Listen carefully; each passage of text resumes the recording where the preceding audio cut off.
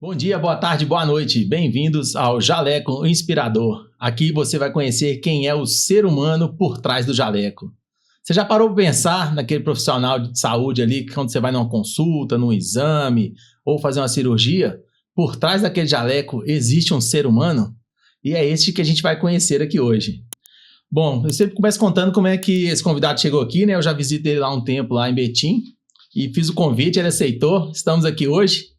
A gente começa o programa com 3 perguntas. Seu nome, sua idade e quem é você sem dizer o que você faz. Meu nome é José Cupertino Pinheiro Chagas Neto. Eu tenho 58 anos, né? Exatamente isso, né? 58. E quem é você sem dizer o que você faz, doutor? Eu sou um cara que sou muito, modéstia à parte, muito bacana e preocupo muito com o ser humano. Poxa, legal, hein? Esse Cupertino aí vem de onde? É italiano? Não, isso é nome de avô. Nome de avô? Nome de avô. Eu sou neto. Meu avô nasceu no dia do nome desse santo. No interior o pessoal tinha mania de colocar, nasceu no dia, você coloca o nome do santo no cara. E eu sou neto dele e herdei o nome. Puxou ali o nome ali. Poxa, legal, hein? O Zé Cupertino tinha um apelido aí quando era criança ou não? Sim, a vida inteira eu sempre fui chamado de Tininho. Tininho? Olha, pra você ver, eu tenho um amigo que chama Tininho também, mas o nome dele é Artini, aí eles chamam ele de Tininho. E ficou, né, Cupertino, Tininho, então. E o que o Tininho queria ser quando crescesse? Bom, eu queria ser um profissional da área que eu lido hoje. Poxa, que legal, hein? Já desde tinha cedo, desde cedo ali essa intenção de ser médico mesmo, né? Você tem irmãos, doutor? Eu tenho uma irmã que também é médica. É médica também. Exato. E seus pais, o que eles faziam? Meu pai é advogado, minha mãe foi advogada. Como é que chama? Advogada também. Né? Meu pai chama Ângelo Nogueira Pinheiro Chagas, minha mãe chama Hélida Leal Paixão Pinheiro Chagas. Meu pai já é falecido há mais de 20 anos, minha mãe, graças a Deus, viva e saudável com 93 anos. Saudável. Dona Hélida? Isso. Hélida. E deixa eu te perguntar, doutor. Filho de advogado, quis ser médico, né? Como é que foi aí? Você é daqui de Belo Horizonte mesmo ou não? Sou de Belo Horizonte. Eu acho, não sei se porque meu pai sempre falava a figura mais emblemática da saúde da minha família é o Carlos Chagas, né? Que foi o que descobriu a doença do barbeiro, né? Ele é meu tataravô. Sério mesmo? Carlos Chagas? Meu pai sempre falava, né? A doença de Chagas, né? Ele descobriu a história do barbeiro, o vetor, tudo mais.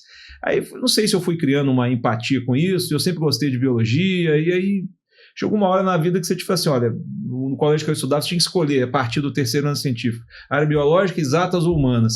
Aí eu fui para biológica, mas dessa parte eu era um bom aluno, e aí eu falei assim, olha, dentro da área biológica pode ser melhor a medicina, na época pelo menos era. Aí eu escolhi a medicina. Ali, né? Qual escola que você estudou no ensino médio? Eu estudei da 5ª série ao 3º ano científico no Colégio Pitágoras, ali na Avenida Prudente Moraes. Pitágoras da Prudente Moraes, conheço ali, ó. E aí já foi para a área ali de biologia, as biomédicas ali, foi nesse sentido aí, né, doutor? Poxa, legal. Então, você acha que o mosquitinho da medicina te picou ali já vindo desse tataravô seu? Eu acho que acabou tendo influência. Né? Meu pai era advogado, mas acho que ele sempre quis ser médico e acabou não sendo por circunstâncias da vida. E aí contava as histórias, me deu o livro para ler da história do Carlos Chagas. Acho que aquilo foi me sensibilizando, e eu acabei que inconscientemente fui parar nessa área. Assim, não intencionalmente, mas quando eu vi eu estava. Aí chegou no Pitágoras, você fez faculdade para qual faculdade você fez medicina? Eu fiz vestibular, na época tinha pouca faculdade de medicina, ao contrário de hoje, né, que tem uma em cada esquina, né? Nossa. Na época aqui em Belo Horizonte só tinha ciências médicas e o UFMG, eu fiz para as duas. Aí eu passei no UFMG e nem fui fazer a prova das ciências médicas, porque o resultado saiu antes. Você já viu que foi aprovado da UFMG? Não vou fazer ciências médicas porque na época, né, hoje, não estou desmerecendo meus colegas, hoje a ciências médicas é uma faculdade talvez até mais equilibrada que a UFMG.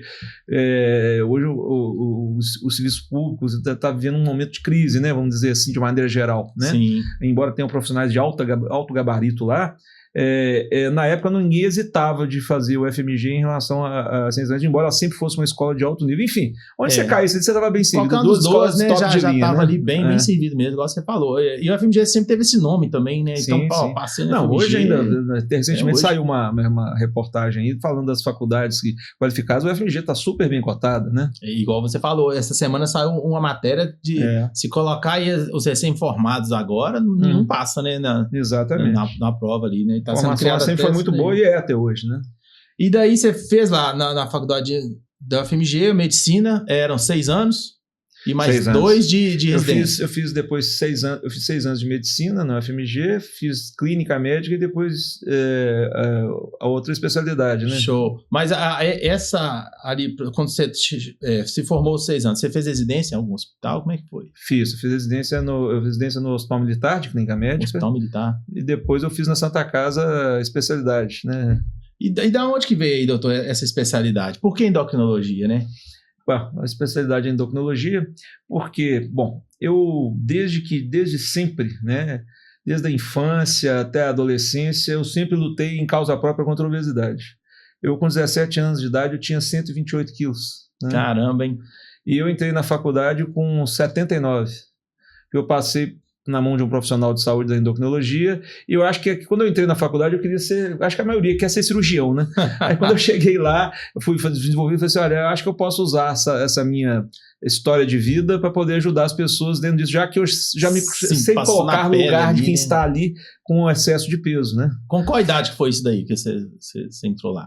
Eu entrei na faculdade com 18 anos. 18 anos. 18 anos. Mas nisso você já tinha passado esse processo de emagrecimento, então, como profissional de endocrinologia. Mas eu não tinha noção qual especialidade eu faria ainda. Eu sabia que eu ia fazer medicina, estava conhecendo o curso, não tinha noção.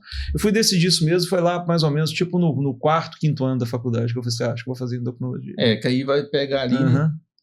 Essa especialidade aí, teve alguma coisa ali que teu start, foi justamente isso, eu passei por esse processo, então vai ficar...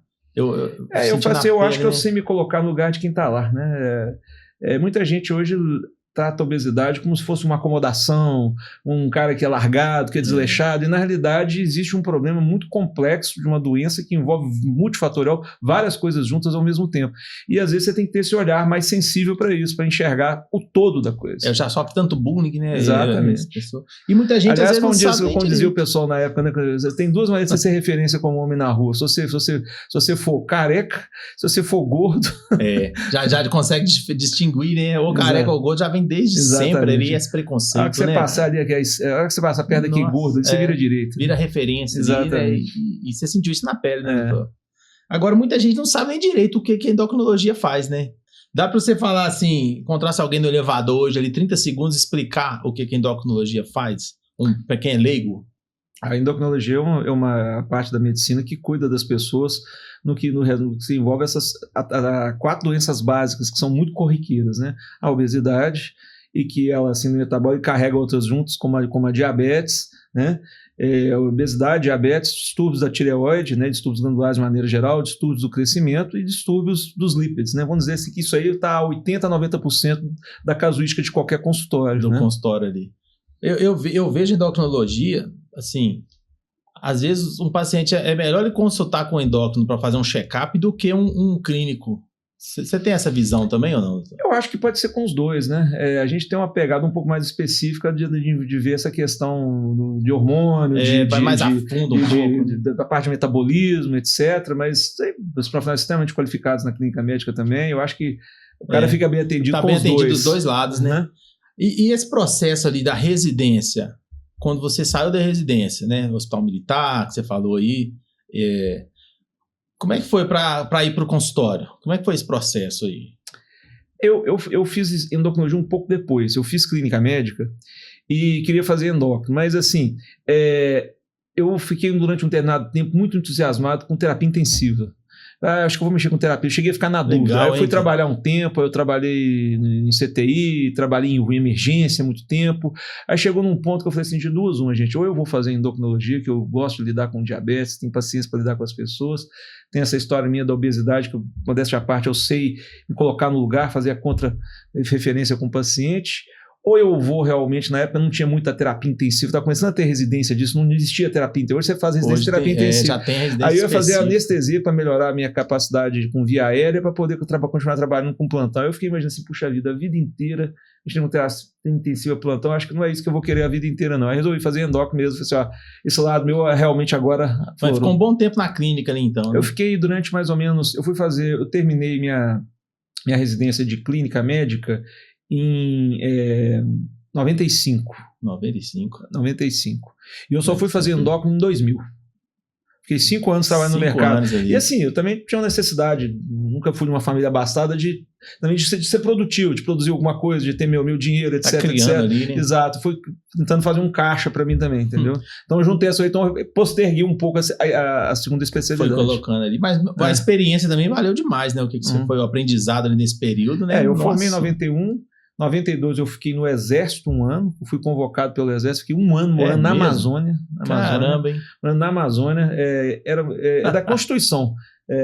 Chama MFDV, médico, farmacêutico, dentista e veterinário. Você é convocado quando você trabalha quando você forma em faculdade pública, mesmo você tendo CDI, dispensa de corporação de 18 anos, você pode ser convocado, porque tem formação na escola pública, para poder fazer o serviço militar obrigatório. E eu fui convocado para a Amazônia. Do 18 para 19 anos lá. Na realidade, eu terminei o curso, 23, né? 23, 24 ficou lá um ano na Amazônia. Fiquei 1 ano na Amazônia, Caramba, aí fiquei 1 ano lá e só tinha eu e Deus lá para trabalhar com medicina. Inventava, assim, se eu não resolvesse, ninguém resolvia. É uma loucura aquilo. Engraçado, tipo assim, seu tataravô do Carlos Chagas, você foi para a Amazônia, às vezes até pegar uma doença de Chagas lá também, que tratar alguém de Chagas lá, né? Chagas não é muito lá, não. Lá tinha muita leishmaniose e malária, né? É mesmo? Leishmaniose e malária era endêmico na época lá, o tempo todo. Qualquer pessoa que tinha febre aqui, se fosse, tá com febre, isso pode ser dengue, isso pode ser uma infecção de via aérea, na Amazônia, febre, é malária, até que se prova o contrário. Pode saber. E dormir no canguru, não, né? Tinha um alojamento lá, tudo beleza. Né? Tem a primeira fase que fala que é a fase do ralo lá, pra você ser treinado. Fiz sobrevivência na selva, fiquei 1 semana na selva sem ter comida. É uma experiência também única, né? Foi. Aprendi a datar uns trem que eu nunca vi. Esses dias aqui em Belo Horizonte, fala que essas coisas não te ajudam. Então um cara, né, apareceu pra mim e falou: doutor, eu tô com uma ferida que não fecha aqui, não sei mais o que, tô indo no posto, não tem pão, mas por que você não comentou isso comigo? Deixa eu ver o que é. A hora que eu olhei, eu falei assim: meu amigo, você é leishmaniose. Mas ninguém falou isso comigo. Mas eu tenho certeza que é. Você vai lá no hospital doença infecciosas da FEMIG, eu esqueci o nome lá, agora me deu um branco aqui. Vai lá que eles vão fazer uma biópsia. Isso é malária. Eu cravo pra você que é malária. Aí o cara voltou e ô doutor, é malária mesmo. Ele já estava tratando há 6 meses, tentando fechar a ferida. É porque é uma coisa que não é comum aqui, né? Não é comum. Então, assim, é natural os colegas não terem se apercebido. Mas como é uma coisa que eu vi incessantemente, do que você não esquece, né? Acaba não. A hora que eu vi, eu falei, isso é malária, não tem outra coisa, não. E você comentou aí que vai ficar muito... Malária, leishmaniose. A gente tem até... Você comentou que quando sai, ele fica muito no plantão, né? E você quer levantar um investimento ali mesmo, né? Quer ganhar mais, né? Com todo ser humano, né? A gente tem até um parceiro aqui no nosso canal, vou pedir a produção colocar aí, que é o A8 Investimentos, doutor. O A8 Investimento é justamente voltado aí para quem quer mesmo atuar na área de investimentos, tá? Conquistar de forma aí consciente nessa liberdade financeira. Então fica o A8 aí como um dos nossos apoiadores aqui do canal.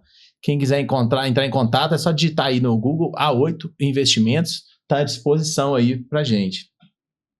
Bom, então você ficou aí 5 anos na clínica, né, doutor? Resolveu ir para o diabetes. Dentro da endocrinologia, né?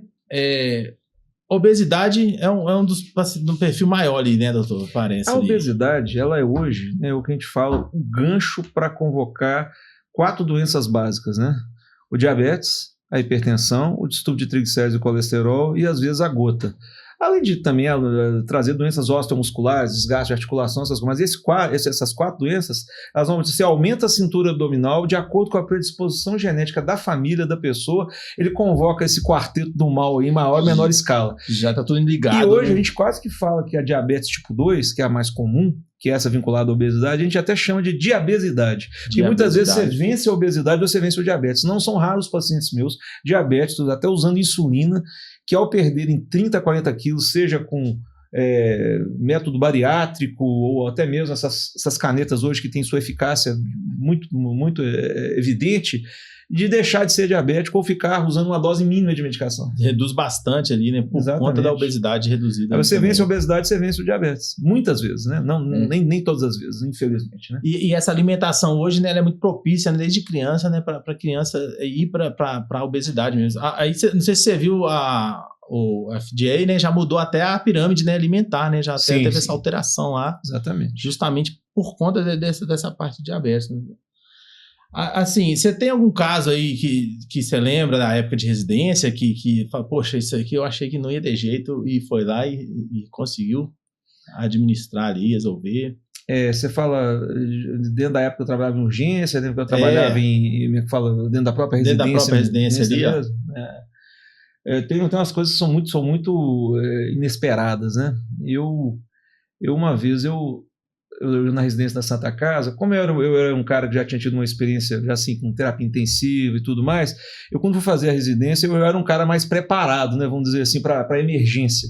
E você recebe um paciente na enfermaria, né, central de leitos manda para você assim, um paciente diabético, chega lá, aí chega o paciente diabético para a gente, chega lá, nesse caso eu tinha recebido até da clínica médica e eu estava de plantão lá junto, e eles pediram o apoio da endócrina porque era diabético. Cheguei lá, fui ver o caso, estava o residente lá da clínica médica que estava começando, realmente nunca tinha vivido nada, acho que era o primeiro plantão dele, né? Nossa. E aí chega lá e chega uma senhora de quase 80 anos, com pneumonia de aspiração, séptica com a glicose de 90, que era diabética, diabetes compensado. Gente, a triagem foi totalmente equivocada, né? E chegou lá e insuficiência respiratória franca, né? E o cara, mais perdido que segue em tiroteio. Eu falei, não, cara, deixa comigo, eu vou me vir com isso aqui. Aí eu fui ajudar ele lá. Esse cara até hoje, quando ele encontra comigo, ele lembra e fala assim, velho, aquele dia não existe nada que você fez. Não. Aí eu peguei e falei, não, traz a mulher aqui, peguei, colheu a gasometria e tal, olhei lá, falei assim, gente, não tem jeito, eu tenho que entubar ela. Aí entubei ela, né? Eu já tinha bagagem com isso. E aí veio o grande problema. Não tinha um oxigênio encanado para poder você colocar. Ela era no balão. Nossa. E o respirador só funcionava sob pressão naquela época. Não era respirador de volume. E a bala não tinha pressão para fazer o respirador funcionar. Caramba, hein? Aí eu falei, gente, nós vamos ficar o quê? Fazendo na mão, usando ventilador na mão, isso não existe, o respirador não funciona. Aí eu fui lá no CTI, cheguei lá, era um colega que me conhecia. Eu falei assim, ô fulano, deixa eu te falar uma coisa. Tá vendo aquele cara ali, ó, com coronariopata? Você vai dar alta nele agora e vai pegar meu paciente. Como assim vai? Você vai lá comigo ver o que tá acontecendo. Eu disse, não, você tem razão. Aí o cara foi lá e trocou comigo, né? O cara nem acredita. Cara, você foi no CTI e trocou o paciente. Assim, o paciente ia receber alta. Ele era no protocolo de alta já. Tava liberado. Ele tava liberado, ele tava esperando só vagar o leito. Aliás, ele não tinha saído naquele dia, porque não tinha aberto vaga pra ele. Eu criei a vaga de noite pra ele, porque tinha necessidade. Aí ele foi pro leito dessa senhora e a gente levou a senhora pro CTI. Caramba, rapaz. Mas foi uma coisa assim, feita assim, falando assim, parece que foi uma coisa, vamos dizer assim, muitos canais, foi assim, uma coisa que resolveu, assim, em menos de meia hora tá tudo resolvido. Já tava tudo. Se não tivesse, às vezes, uma experiência ali, né, ia estar todo mundo mais perdido. Exatamente. Então, assim, esse lado ajudou muito. Quando eu fui fazer residência, eu já era um cara, assim, vamos dizer, modéstia à parte, dentro de clínica médica, emergência, eu tinha uma vivência grande. Então, eu não me afobava com determinadas coisas, né? Eu fui realmente aperfeiçoar o meu conhecimento dentro de endocrinologia, né? E o médico tem que ter esse sangue frio ali, né, doutor? Eu acho que o cara que tem a oportunidade de fazer clínica médica e depois de especialidade, ele adquire uma bagagem assim, de amplitude de enxergar o caso como um todo, realmente de maneira bem interessante. Não fica tão setorizado, sabe? É verdade, que aí ele já vai ter aquela visão, né, um zoom out ali, como um todo mesmo do consultório. Dentro desses seus pacientes ali que você atende nos consultórios, tem aquele caso ali que você nunca esqueceu, que você tratou e o paciente... Sempre tem, né, doutor? Todo dia aparece um, né? Caso de gente que, né? Esse rapaz hoje, que é um grande amigo meu, até esteve lá em casa sexta-feira e tal. Ele é um paciente que a gente foi comprar um cãozinho dele, na época da pandemia, porque as pessoas estavam ficando muito sozinhas. Um cachorrinho lá pra ele. Aí chegou lá, comprou um cachorro, queria um Luda Pomerânia branquinho e tal, uma cadelinha e tal, a gente comprou dele, vendeu pra mim e tal. Aí falou, o que você faz? Eu sou médico e tal.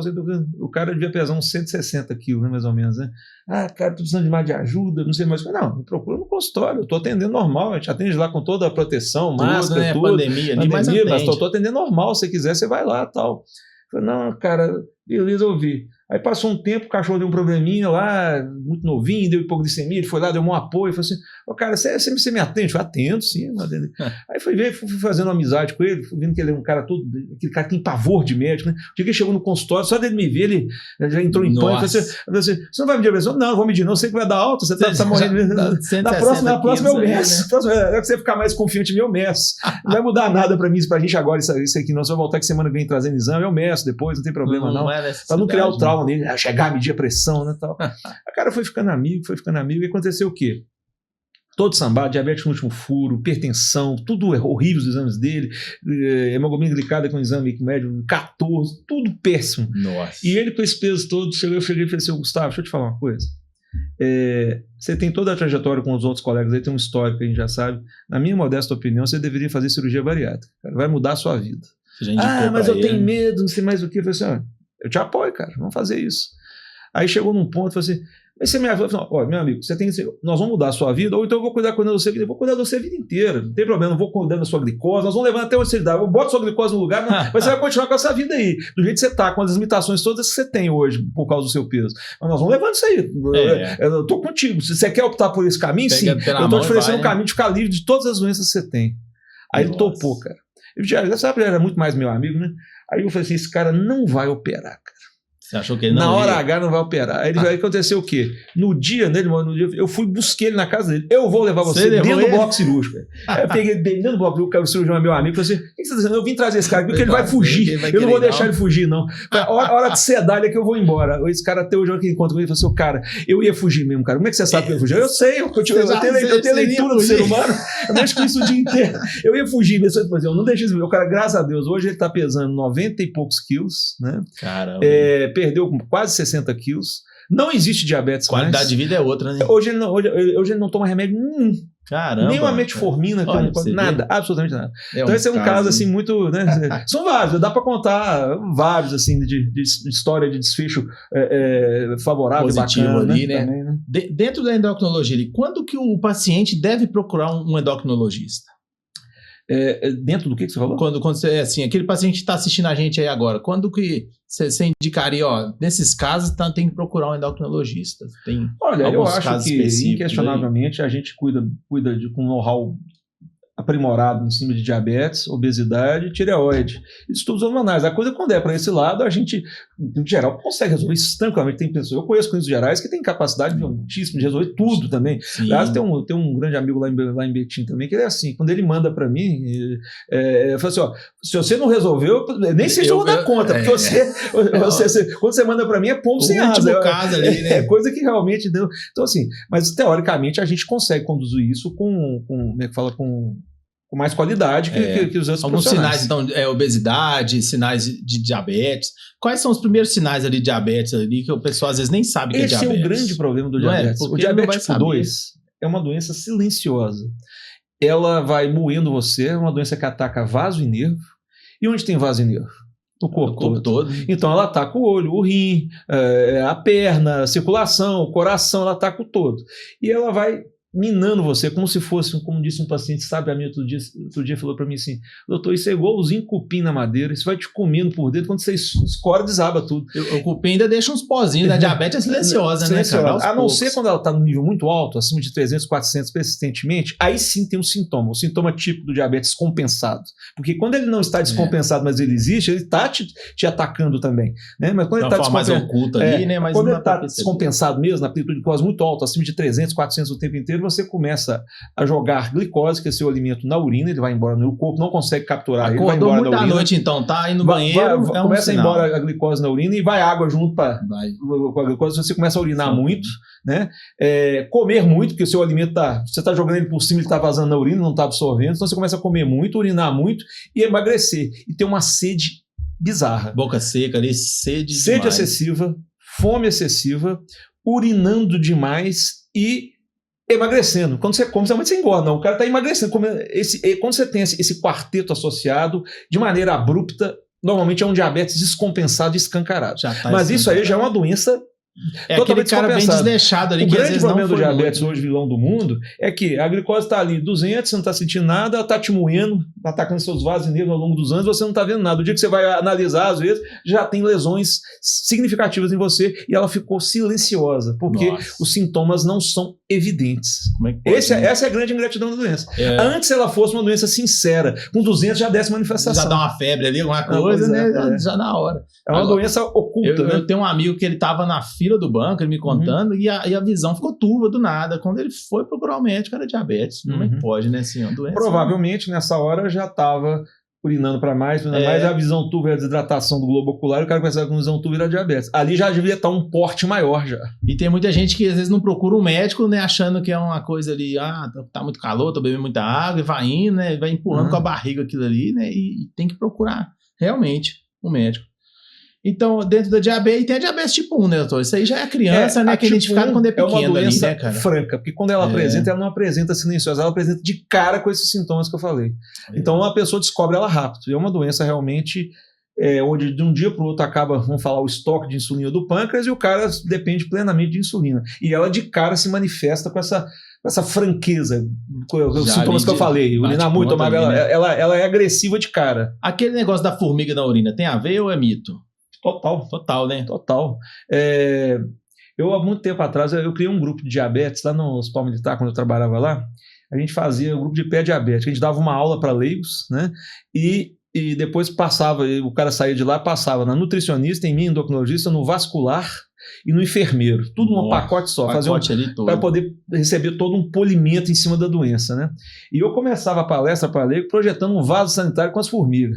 E tô falando lá. Era o primeiro slide. Os caras assim, por que esse doido botou esse vaso sanitário? Vocês estão achando que tudo que eu vou falar, vocês vão dar descarga ali junto com aquelas formigas? Nossa. Aí eu começava a reunião assim, tal. Aí eu pergunto assim, gente, formiga gosta de doce ou de sal? Aí o pessoal, de doce. Ali tem o quê? Dá um zoom aqui. Urina doce. Urina doce é o quê? Diabetes. A glicose acima de 250 normalmente. O corpo não consegue segurar ela mais, o rim não consegue segurar, a captação do rim, ela vai embora da urina e a urina fica doce mesmo. Eu falei, mas não precisa provar, não pode acreditar em mim. Caramba, né? E é uma doença aí que tem 100 anos, né, doutor? Descobriram ali, né, a insulina ali, né, por cento e poucos anos. A insulina foi, se não me falha a memória, quando que foi? 1900 e alguma coisa. Então, se você for analisar aqui... 1902 ali. É uma coisa assim, 1921, eu não lembro exatamente. Né? Não, 1921 é o meu cruzeiro, confundi. Agora, aquele médico que está assistindo a gente aí, residente, e quer voltar para quer fazer uma especialização, né, o RQE mesmo, para endocrinologia. O que você sugere aí para ele aí? Fazer uma parte clínica bem feita ali, para depois... E realmente para se ele tiver condição, e eu acho que hoje algumas residências até têm como pré-requisito a clínica médica. Se ele puder fazer clínica médica, nem que seja um ano, para depois fazer endócrino, isso vai dar um perfil muito bom para ele. Agora, falando de paciente ali, o paciente mais idoso, a gente tem até um parceiro nosso aqui, né, que apoia aqui o nosso canal. Reposição de cálcio, doutor. Como é que você faz seu consultório aí para o seu paciente? Aí pede primeiro o exame de densitometria óssea, né? Você fala para ver questão de osteoporose? Osteoporose, osteopenia. Sim. A maneira de você tem essa densitometria, você tem também uma densitometria de corpo inteiro, que você consegue ver até músculo e tudo, você consegue até ter mais amplitude, mas essa densitometria clássica você já dá o diagnóstico a maioria das vezes. Já consegue saber. A osteoporose é uma doença que ela acontece principalmente, acontece em homens e mulheres, mas mais nas mulheres, principalmente após a menopausa, onde a mulher deixa de ter o hormônio feminino como protetor, que ele protege o osso, ela para de ter esse protetor, e acaba que ela desenvolve isso, mas o homem também desenvolve. E tem doenças específicas que dão osteoporose também, como distúrbios da paratireoide e outras mais. Né? Não só ali, né, a densitometria. E tem a osteopenia, que é antes da osteoporose, né, que são sinais ali. Exatamente, você tem o normal, a osteopenia e a osteoporose. Né? E hoje, osteoporose tem reversibilidade. Você consegue tratar a osteopenia e a osteoporose e você refazer a massa óssea do paciente. Poxa, você legal, consegue recompor isso. É lógico que depende de cada paciente, depende de vários tipos de medicação, perfil, adesão, tanto de coisa, mas você, tipo assim, uma vez osteopenia para sempre osteopenia, uma vez osteoporose para sempre osteopenia. Não, você dá para reverter. Você muda esse curso. Poxa, legal, hein? Legal saber. E é só mesmo falar um pouco do nosso apoio aí, que é o Sonimax. O Sonimax são 11 ativos, viu, doutor? Voltados aí justamente para osteopenia, osteoporose, né? São 11 substâncias, o cálcio, reposição, suplementação de cálcio mesmo, citrato malato e o bisglicinato de cálcio, único aí com duas vias de absorção, além também dos ativos, tanto para a parte articular quanto para a parte óssea. Esse é um pilar especial no tratamento da osteoporose. E esse cálcio não vai sozinho, né? O cálcio por cálcio o corpo não absorve, né? Exato. Então ele vai ter vitamina D, K27, magnésio, boro, manganês, para ajudar esse cálcio a chegar. Os pilares básicos de tratar a osteoporose e osteopenia oferta de cálcio com coadjuvantes para absorção melhor, como eu ajudar ele a chegar ali, né? melhor. a vitamina D está pelo menos acima de 30, e os produtos, né, classicamente os bisfosfonatos, que você fixa o cálcio no osso. Esse tripé, normalmente, e vai mudando a potência dele, você consegue reverter o processo ou impedir a evolução dele. Quem não faz esse tratamento, o osso vai ficando igual casca de ovo ali mesmo, né? Não... E é uma coisa interessante, né? Todo paciente acha que a famosa fratura de colo de fêmur, né? Fala assim, não, eu caí, quebrei. Eu falei, não, quebrou meu amigo, foi o contrário, você fraturou e caiu depois. O fêmur fica encaixado na pelve, um pedículozinho, né? E aí o que acontece? Tá fraco ali o colo, ele vai e quebra, aquele desarticula, o cara cai. E bate a bacia. Porque ele tá usando o movimento da perna ali. Então, não foi eu trupiquei, caí, quebrei, não. Você quebrou e caiu porque desarticulou. Aí você caiu. E tudo isso está tratado dentro da endocrinologia também. Né, doutor? A endocrinologia é muito ampla, né? Hoje a osteoporose, muita gente lida com ela, né? Os reumatologistas lidam muito, né? O ortopedista lida muito. É uma área que ela tem uma congruência com várias especialidades. A osteoporose tem congruência com a endocrinologia. Até alguns ginecologistas também, né, que já tá ali com a mulher ali, né? Pós-menopausa. Depende da pessoa se sentir apta para poder conduzir o caso, né? Tem ginecologista que conduz bem, ortopedista conduz bem, endocrinologista, reumato, né? A pessoa tendo confiança no que ela pode fazer, sabendo o que tem que fazer, ela conduz, né? Hoje você bebe água de qual fonte, doutor? De conhecimento ali? Onde é que é congressos? Como é que você faz aí para estar sempre se atualizando? Artigo, né? A internet hoje é uma ferramenta que ela te dá muita informação, se você souber filtrar a informação, porque a informação da internet às vezes é muito poluída, né? Principalmente ali, para a pessoa que não é técnica da área. Às vezes aquele primeiro que aparece é justamente o marqueteiro que não faz sentido, né? Chega muito paciente, sei lá, com o diagnóstico pronto já, porque viu na internet? Hoje eu acho que o cara usa IA para poder ir lá discutir com você antes, né? Ele já vai ali, né, achando que é médico ali, né, e confundindo. Tem algum professor seu, algum médico que você considera como referência, que você fala assim, poxa, esse cara, eu me espelho muito nele? Olha, na endocrinologia, o Dr. José Diogo, que eu tive a oportunidade de trabalhar com ele, um dos primeiros endocrinologistas de Minas Gerais, do Brasil, tive a oportunidade de trabalhar, hoje ele é falecido, ele realmente é um grande espelho de um cara que realmente tinha muito conhecimento, bagagem, muito humano, um cara extremamente humano com o paciente, uma visão da psicossomática, de acolher o ser humano, um cara, realmente, ele é uma referência ícone para mim na endocrinologia. Né? Poxa, legal, hein? E o médico hoje que se destaca é esse médico humano mesmo, né? Porque com tanta tecnologia, né, doutor, o médico às vezes não quer nem mais sentir o cheiro do paciente. Na faculdade, por exemplo, o doutor Silvio Lisboa, que foi nosso homenageado no nosso grupo de 10, que a faculdade divide assim em grupos de 10, para você estudando junto com as pessoas, né? Sim. Ele foi um cara que eu falo que literalmente ele ensinou a gente a entender o que é o paciente, né? Porque o esquema era o seguinte: todos aqui vão avaliar, tem um paciente, 10 pessoas vão ficar aqui na sala. Eu falei assim, não, tá cheio de sala aqui, eu não incomodo de trabalhar, não. Cada um caça seu paciente, eu quero 10 pacientes. Todo professor aqui tem um paciente para 10 alunos, não. Eu quero um paciente, eu quero que vocês examinem um paciente para cada um e nós vamos discutir todos. Eles vão discutir 10 pacientes por aula. E traz para o grupo ali. Traz para o grupo, nós vamos discutir os 10. Caramba. Então esse cara me fez entender o que era medicina, porque isso foi naquela, assim, logo no... Aqui a gente vai para a faculdade, tem a fase do ciclo básico na UFMG, que você praticamente só estudando teoria, você começa a lidar com o paciente, né? Mais tarde, já na faculdade do Alfredo Balena. Ele foi o primeiro cara que me fez entender assim, o que eu fui primeiro contato com um paciente, entrevistando para te dar um diagnóstico e conduzir. Diferente dos outros grupos, que era um paciente para o grupo inteiro, que lá não. Nós tivemos o privilégio de ter 10 por aula. O aprendizado foi ali, né, cara? 10 vezes mais informação, vamos falar assim, no mínimo, né? E discutindo ali, né? Toda a interatividade que isso gera, né? Até de congruência de caso um com o outro, essas coisas todas. Que legal, poxa. Ele é um cara que eu também tiro o chapéu para ele. Eu acho que ele me ajudou muito a enxergar o que a medicina é, né? Tem essa referência. Essa frase aqui, doutor, vestir o jaleco para mim significa o quê? Complete essa frase para mim. Vestir o jaleco para mim significa... Vestir o jaleco para mim é encarar para ajudar. Encarar para ajudar, né? Tem que encarar de frente ali com o paciente, né? E a função do médico é essa, né, doutor? Ajudar ali, né? Quanto, assim, trazer essa ajuda mesmo. Eu ouvi de um grande mestre, né? Um desses dois que eu te falei, vou ficar se repetindo quem não. Mas assim, o princípio básico, o paciente tem que sair da consulta melhor que ele entrou. Você tem que fazer o máximo para que isso aconteça. Por pior que seja o diagnóstico que você vai dar para ele, você tem que mostrar para ele que existe um horizonte. E sempre tem um caminho. O cara não pode sair de lá pior que ele entrou. Não, fim do mundo ali. Se o cara sair pior que ele entrou, foi muito ruim a consulta. Então você tem que dar um jeito do cara sair melhor do que ele entrou, mostrar para ele o caminho, mostrar uma diretriz, né?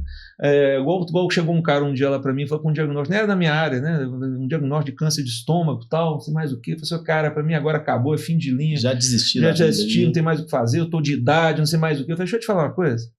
Você gosta de futebol? Eu sabia que ele gostava. Eu falei, gosto. Pois é. Seu time é o mesmo meu, né? Pois é. O que você acha de seu time chegar, marcar um jogo contra o Atlético e ele não aparecer para jogar? Tá bom assim? É WO, não é? Já você vai perder sua vida por WO, cara? Você não vai lutar? Você não vai fazer nada? Sério mesmo, velho? Caramba, hein? Você vai fazer essa comparação com ele ali. E o cara encarou, bicho, e conseguiu se curar, viu, bicho? E até hoje ele fala assim, cara, essas foram as palavras mais importantes que eu ouvi. Foi mais importante do que do oncologista, porque você mexeu com o meu sentimento. Eu tava entregando o ouro. Eu falei, bicho, mas você não pode entregar, você tem que lutar, ué. Você pode cair de pé, cara, mas não vai entregar, não. Muito dentro que você falou, né? O cara entrou melhor do que ele saiu, né? Se você só falasse assim, não tem muito jeito aí mesmo, não, vai fazendo ali tratamento. E realmente, né? O caso dele, pelo que eu pude entender, né, a minha área era um caso avançado, mas a medicina é uma ciência inexata, ela surpreende para o bem e para o mal. Às vezes você acha que não vai dar e dá. Né? Como é que você se prepara para dar esses casos assim? Uma notícia não tão boa para a família? Isso vai pegando com o tempo? Como é que é isso? Cara, eu acho que tudo você tem que saber se colocar no lugar da pessoa. Como empatia, faz, né? Então, assim, se eu tivesse, como é que eu gostaria de ser noticiado disso? Se você começar a pensar dessa forma, você já está meio caminho andado para conseguir conduzir a notícia de uma maneira que não vai ser devastadora para a pessoa. E mostrar sempre que tem caminho, cara. Tem caminho. Não desistir logo ali, né? Quando falha tudo na medicina, tem um chefe lá em cima que muda a regra do jogo a hora que ele quer também. Então assim, não dá para você desistir. Não dá, né? E como é que é a religião, doutor? Você tem uma religião? Porque tem médico que não tem religião, né? Assim, tem esse também tabu, né? Que às vezes médico não acredita muito. Você tem alguma religião? Sim, eu tenho formação católica, mas já frequentei bastante igreja evangélica também. E eu acho que toda vez que você procura o caminho, procurando Deus de maneira sincera, você está no caminho certo. Não tem, eu não chego a ser radical e falo assim, não, o catolicismo está certo, o evangelho está certo. Né? Eu acho que quando você começa a querer julgar qual o lado que você tem que procurar a sua conexão com a força superior. Se você começa a julgar que tal fulano está certo, você está querendo ser Deus, porque quem decide as coisas é ele. A gente o que vale é a mensagem, não o mensageiro, né? De onde está vindo ali, né? Exatamente. Como é que veio essa paixão pelo Cruzeiro aí? Veio de onde? Isso é desde a infância, né? Desde a infância. Seu pai era cruzeirense? Não, é engraçado. Meu pai era flamenguista, né? No interior, né? Mas ele trabalhou na Federação Mineira e ele conheceu uns caras lá que não jogavam muito limpo, segundo ele, na época, pro Atlético. Ele ficou pé da vida. Meu pai era muito retilíneo, né? Esses caras estão falcatrulando pro Atlético. Não torce pra aquele time, não. Não sei mais o que. Eu falei, filho, eu não vou te pedir pra torcer pro Flamengo, não, porque, você é de Belo Horizonte, tal, o time é do Rio. Mas não torce pro Atlético, pelo amor de Deus, não. E pro América, não tinha jeito de torcer. Ficou fácil. Aí ficou fácil pro Cruzeiro, hein? Nossa, cara. E hoje ele era flamenguista, então. Era flamenguista. Antigamente todo mundo era flamenguista ou corintiano, porque a mídia também só passava esses dois jogos, né? Por exemplo, não tinha televisão, nada. Meu pai hoje teria mais de 100 anos se tivesse vivo. Só transmitia jogo em rádio, passaram jogo do Rio. Quer dizer, o cara tinha contato com o time do Rio, né? Não tem como torcer para outro time, não. Legal demais, doutor. Nossa. E, bom, falando aqui um pouco de obesidade, doutor. Hoje as canetas estão na moda aí, né? Como é que você vê as canetas aí? Qual que é a sua opinião sobre as canetas? Olha, se você souber conduzir o caso, tiver paciência para poder passar a fase de minimizar efeito colateral, fizer isso com parcimônia, é um produto diferenciadíssimo. Eu coloco, sinceramente, as canetas, vamos falar assim, o antibiótico mudou a medicina, a insulina mudou a medicina, o análogo, o SGLT2 mudou a medicina, que é a dapaglifosina, esses remédios são importantíssimos, e eu te falo que as canetas mudaram. Eu acho que assim, se eu fosse fazer um paralelo, esses 4 setores que eu falei assim, isso aí mudou paradigma na medicina. É um marco ali, né? Daqui para frente. Eu acho que são marcos, sabe?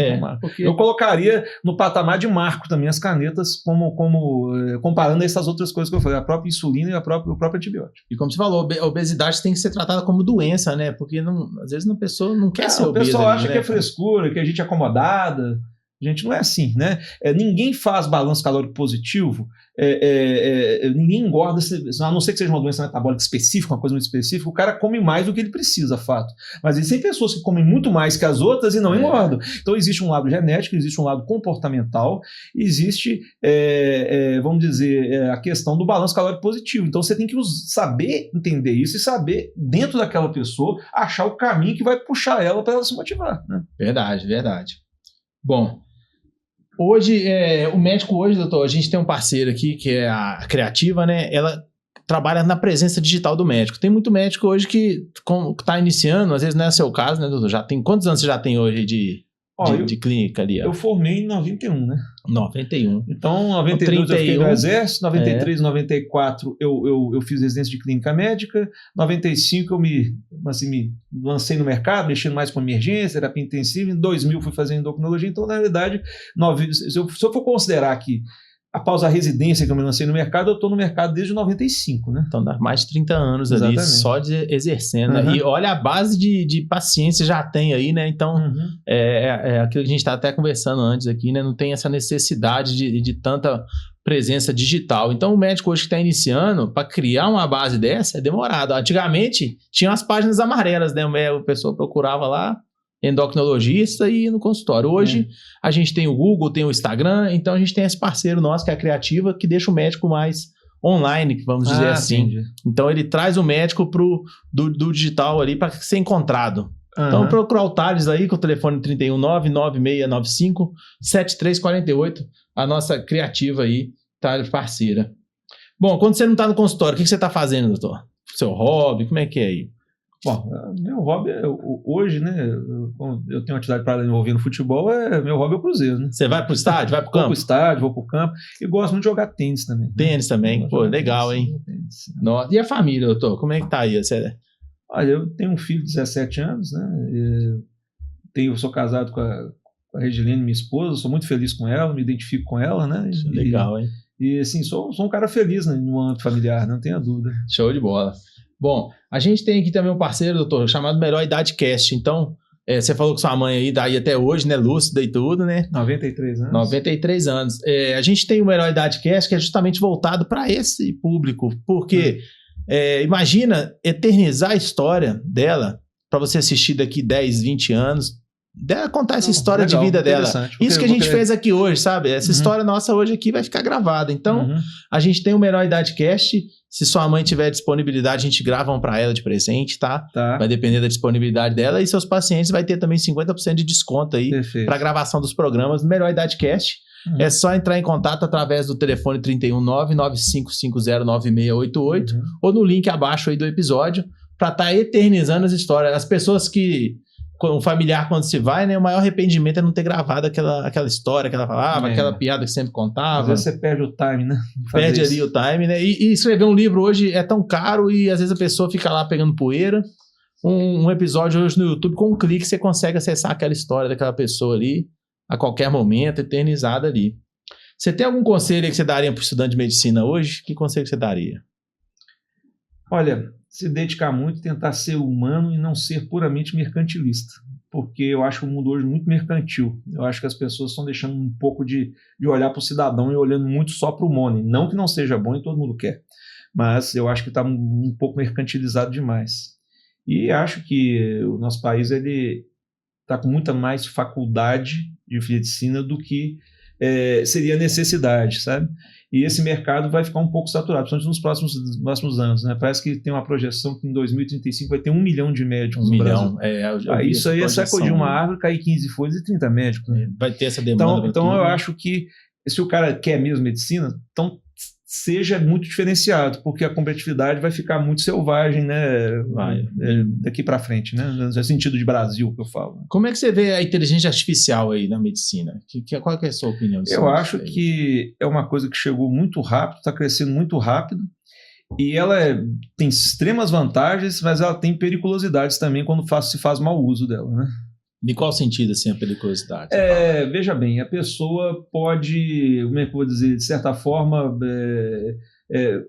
de maneira maldosa, criar informações que não são verdadeiras ou não são bem sedimentadas e vender ela de uma maneira muito convincente, porque você consegue ser muito convincente com essa ferramenta. Entendeu? Não dá para distinguir, né, o que é real, é verdadeiro, o que não é, né? Exatamente. Ficar, então, existe essa periculosidade nisso, mas com certeza isso é inevitável, é inquestionável, vai crescer, é irreversível, né?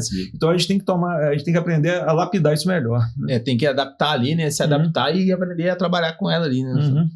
Ali, que conselho você daria ali? O que você falaria pro Tininho lá de trás hoje, aí, se você pudesse encontrar com o Tininho lá, você pequeno lá, o que você falaria para ele? Assim, cara, você acertou muita coisa que você pensou e outras que você nunca imaginou, né? Legal, né? Assim, acertou. Muitas coisas que você pensou que ia fazer, outras você nunca imaginou. E outras você nem imaginou e conseguiu também, né? Exatamente. Teve alguma pergunta aqui que eu não fiz, doutor, que você queria que eu fizesse? Assim, falasse mais alguma coisa específica? Não, cara, acho que foi muito bacana o papo, você deixa a gente muito à vontade, você sabe realmente conduzir, você vai meio que conduzindo assim, a história da vida da pessoa e a pessoa vai encaixando e o quebra-cabeça para montar a peça de hoje. A gente vai construindo aqui junto, né, essa história, Exato. Justamente... Às vezes o seu paciente ali não conhece, né? Poxa, quem que é o doutor Zé Cupertino que me atende, né? De onde que ele veio, né? Como é que ele sempre veio? que eu dou entrevista assim, não é para falar tecnicamente para médico, eu procuro falar da maneira mais simples possível. Você vê que eu quase não usei nenhum termo técnico. Muito técnico. Eu não falei poliúria, urinar muito. Eu falei tomar muita água, não falei polidipsia, né? Eu acho que a gente tem que, como você, usar a coisa de uma maneira que a pessoa realmente consiga se inserir e falar de maneira clara para todo mundo. E você dá essa abertura, né? E aí você tem que aproveitar, deixa eu falar do jeito que é condizente. Vai condizente ali, bem. Uma coisa que a gente não falou aqui, doutor, foi da tireoide, né? Vamos falar um pouco de tireoide, que a gente tentar estar com tempo aqui. A pessoa lá está em casa, quais são os primeiros sinais que ele vê, assim, pô, eu devo estar com alguma coisa diferente, assim... Vamos pegar assim, a tireoide, quais são as doenças mais comuns da tireoide? Disparadamente o hipotireoidismo, que é a falta de hormônio tireoidiano, e tem o excesso de hormônio tireoidiano a nível de função. Existe também a doença neoplásica, os nódulos, outras coisas mais, né? Isso só através de exames que ele vai saber. Exatamente. Mas o hipotireoidismo clássico, né, a pessoa, o problema é que os sintomas iniciais são muito inespecíficos, você tem que ter a maldade de imaginar que a pessoa tem aquilo também, né? Hoje em dia, a medicina evoluiu, é quase que triagem de qualquer check-up, você botar um TSH lá. Com o TSH você já consegue perceber se está tendo uma disfunção ou não. Padrão ali, né? Uma TSH ultra sensível não é à toa, ele é o primeiro a mudar e o último a reverter. Então você consegue ter um grande balizador de disfunção, né? Então, os sintomas clássicos da tireoide, do hipotireoidismo, que a tireoide produz pouco hormônio, a pessoa fica desanimada, sonolenta, todas aceleradas, desanimada, sonolenta, pele ressecada, sem vitalidade para nada, tende a ganhar um pouco de peso. Imitaram a tireoide como hipotireoidismo leva a ganho de peso. Gente, 3, 4, 5 quilos, não é 30, 40, não. Não vai ficar obeso, ele vai ficar gordo demais. Dificilmente um cara é obeso ao extremo porque ele é só hipotireoidismo. Tem vários fatores pode ter ajudado ele. Ali mas ali aquele peso ali é 3, 4, 5 quilos, não é 20 ou 30, não. Então ele pode ter contribuído para aquilo ali, mas não é. Se fosse assim, estava fácil tratar a obesidade, você dava por Ante4 para todo mundo ficava magro. Só com por Ante4, né? Já secava todo mundo. Exatamente, né? Mas o L-tiroxina, que é o princípio ativo, né? Mas na realidade, esses são sintomas clássicos, né? Intestino trancado, pele ressecada, queda de cabelo, desânimo, sonolência, a pessoa fica inchada, edemaciada. Esses sinais já é um alerta para procurar. Esses sinais já são tipo hipotireoidismo franco. Agora, o corriqueiro é esses sintomas frustros.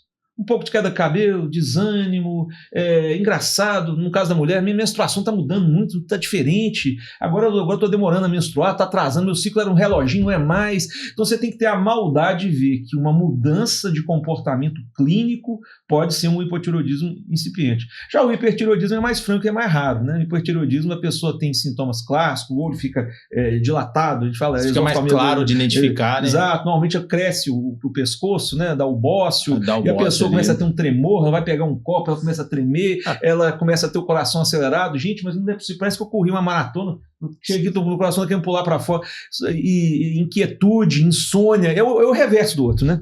São sintomas mais assim, como é que eu vou dizer, mais escancarados, na maioria das vezes. Dá para identificar mais rápido. Exatamente. Né? Dentro da endocrinologia também tem alguns médicos que vão muito para a parte esportiva, né? Endocrinologia esportiva. Sim. Qual que é essa diferença ali? Ou é uma opção do médico que escolheu mesmo? A opção de voltar um pouco mais para isso, né? existem pessoas muito éticas que trabalham com medicina esportiva e tem, como qualquer área da vida, tem gente que fica aí querendo só dar anabolizante para os outros para poder ficar o povo crescido, né? E que a médio e longo prazo a conta chega muitas vezes, né? De problemas hepáticos, de problemas de atrofia de testículo, até de tromboembolismo e morte súbita, né? Hoje não é incomum você ver numa academia um cara jovem morrer, o cara caiu morto, morreu lá, do nada ali, né? Por causa de uso de anabolizante. Anabolizante demais ali, né? Então, assim, hoje tem esse extremo também, mas tem muita gente séria que trabalha isso de uma maneira muito retilínea e correta, né? É igual você falou, toda profissão tem sempre um ali ou outro que vai para esse lado de anabolizante. Muitas vezes né? Não são os endocrinologistas, são outros profissionais que se eu te auto-intitulo, eu sou especializado em medicina esportiva, mas não existe esse ranqueamento. Não tem um RQE exclusivo ali para endocrinologia esportiva, exatamente. Não, mas aí o marketing dele é voltado para isso, né? É importante o paciente se atentar, né? Eu acho que toda vez que o profissional, o paciente procurar um profissional de saúde que tiver RQE e que ele é especialista de fato, ele tem menos chance de cair numa coisa fora da curva. Não vai ser enganado, né? Assim, com promessas, né, doutor? Ali em cima, ali, né? Bom, a gente está caminhando aqui para o final, doutor. Primeiro, te agradecer por ter aceitado o convite. Esse bate-papo nosso foi, igual você falou, e foi bem leve mesmo. A intenção era essa, a gente conhecer quem é o ser humano aí mesmo, por trás do jaleco, né? Poxa, a gente vai lá só ver lá atendendo, correndo e tudo. Tem alguma mensagem final que você quer deixar para os pacientes, para quem está assistindo aí? Pode falar para aquela câmera ali. Gente, é um prazer muito grande poder mostrar um outro lado, que não especificamente aquele do consultório, né? Todos nós somos seres humanos e devemos procurar sempre ser um melhor ser humano, seja se aprimorando na sua especialidade para poder fazer uma medicina melhor, seja acolhendo bem as pessoas, sabe? Eu acho que, principalmente na área que eu lido, o mais importante é você tentar acolher bem as pessoas. Se você acolhe bem as pessoas e deixa essa pessoa à vontade, assim como fiquei à vontade para falar aqui, você consegue ter chance de ajudar. Porque a essência da medicina é ajudar as pessoas, né? Existe ganho financeiro atrás disso e várias outras coisas, mas a essência da medicina pura sempre foi ajudar as pessoas, né? É legal quando o médico tem essa visão, né, de a essência mesmo é ajudar, né? A gente ajudar mesmo ali quem está necessitado. E antes de terminar, eu queria agradecer mesmo. Sua história tem o poder, né, doutor, de inspirar milhares aí. Quando você compartilha a sua história de forma autêntica, como foi aqui, você fala sobre seus desafios, suas vitórias, né? A gente vê a humanidade mesmo, que toca as pessoas como a gente nunca imaginou tocar. Os pacientes vão encontrar coragem de ir lá e receber um atendimento. Os residentes encontram uma inspiração. E os colegas aí encontram uma comunidade aqui dentro do Jaleco Inspirador. E a sociedade como um todo tem uma visão mais humanizada de quem é o médico ali, o ser humano ali por trás do Jaleco. E se você que está assistindo a gente aí tem uma história legal, é um profissional de saúde, ou conhece algum médico que tem uma boa história, não deixe de indicar aqui pra gente, o Jaleco Inspirador. Só entrar em contato através das nossas redes sociais. Jaleco Inspirador, a gente está no YouTube, estamos no Spotify. Compartilha, curte esse vídeo aqui, compartilha com os amigos. Muito obrigado, viu, doutor, por estar participando aqui hoje. Eu que agradeço a oportunidade. Parabéns pelo trabalho aí, pelo espaço que você está criando para as pessoas realmente conhecerem outros lados dos profissionais. Show de bola, obrigado. Bom, doutor, e hoje o paciente quiser te procurar, são 3 locais de atendimento, não é isso? Exatamente. Hoje você está atendendo em Betim, lá na Avenida Presidente Juscelino Kubitschek, no número 140, 7º andar. É o telefone 3532-2005, para quem é de Betim quiser agendar uma consulta aí com o Dr. José Cupertino. E para quem está em Belo Horizonte, Hospital Forma, na Rua Juiz de Fora, e também no seu consultório particular lá na Avarenga Peixoto, 1465. Telefone 3293-1558. Não deixe de agendar uma consulta, fazer um check-up lá com o Dr. José Cupertino aí. Tá bom, pessoal? Bom, o Jaleco Inspirador agora vai entrar no... pode ir aí. Valendo! Bom, pessoal, e o Jaleco Inspirador agora vai entrar numa nova fase. Nós vamos transformar em A8 Conecta. Então você vai conhecer agora, no mesmo processo, né, os profissionais aí por trás da saúde. E vai ser em cima disso aí. A nossa vai virar agora A8 Connect. Venha participar conosco. Não deixe de assistir, curtir, compartilhar aí se você gostou da história.